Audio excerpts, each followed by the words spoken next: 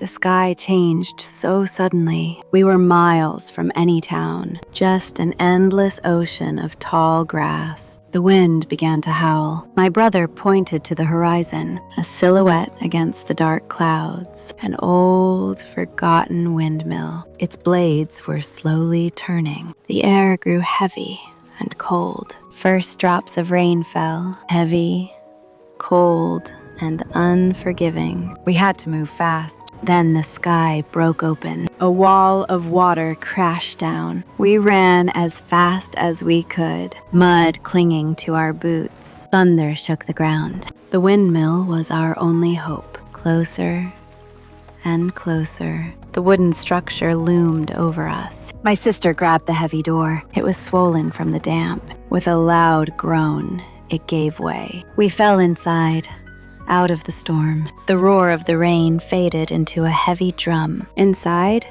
it was a different world. Dusty, abandoned, quiet. Giant wooden gears hung above us. A broken millstone sat in the center. We caught our breath in the shadows. Gray light leaked through the cracks. Water dripped from the ceiling. The whole tower groaned in the wind. My cousin found an old lantern. He wiped the dust away. We needed to find a dry spot. A spiral wooden staircase led upwards. Every step creaked under our boots. The higher we climbed, the louder the wind became. The giant blades outside swung past, casting sweeping shadows across the walls. Finally, we reached the upper floor. It was surprisingly intact. A small window looked out at the storm, and in the center, an old stone hearth. Someone had left a pile of dry firewood, a stroke of unbelievable luck.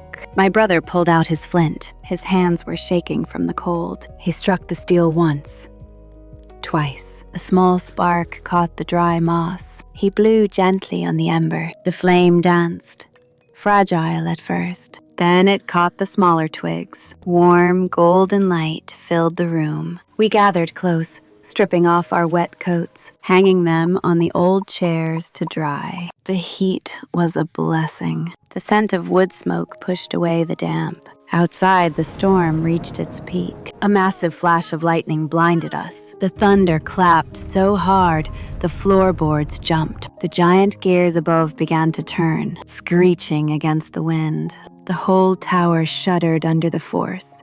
My cousin flinched, looking at the ceiling. He thought the roof would tear off. My brother placed a hand on his shoulder. He pointed to the thick oak beams. They had stood for 100 years. They would hold for one more night. To distract us, my sister unpacked her satchel. She pulled out a small iron kettle, filled it from her canteen, and set it carefully on the coals. Soon, the water began to bubble. She tossed in a handful of dried mint and chamomile. The sweet smell mixed with the wood smoke. Next came half a loaf of crusty bread and a wedge of sharp cheese. Simple food, but it felt like a feast. We passed the warm cups around, laughter finally breaking the tension. With full stomachs, the fear melted away. We sat by the window, watching the fury outside, safe in our little pocket of warmth. My sister began to hum an old song, a lullaby our mother used to sing. My cousin found an abandoned book on a shelf, its pages yellowed and brittle. He read the faded ink by the lantern light.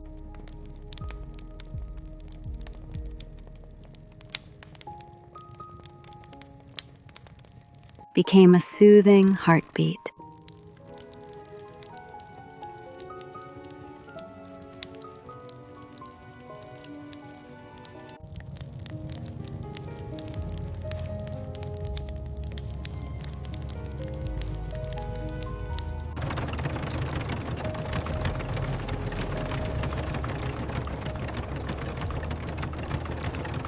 Slower and slower until they came to a complete halt. The storm had passed. Moonlight broke through the breaking clouds. It spilled across the wooden floor, painting everything in silver. The fire was nothing but glowing rubies now. My brother's eyes were closed. My cousin had fallen asleep with the book on his chest. I pulled my dry cloak over him, listened to the final drops falling from the roof. We were strangers to this place, just travelers caught in the wild. But for one night, this ruined, broken tower was the safest place in the world, a beacon in the dark. The wind whispered its final goodbyes.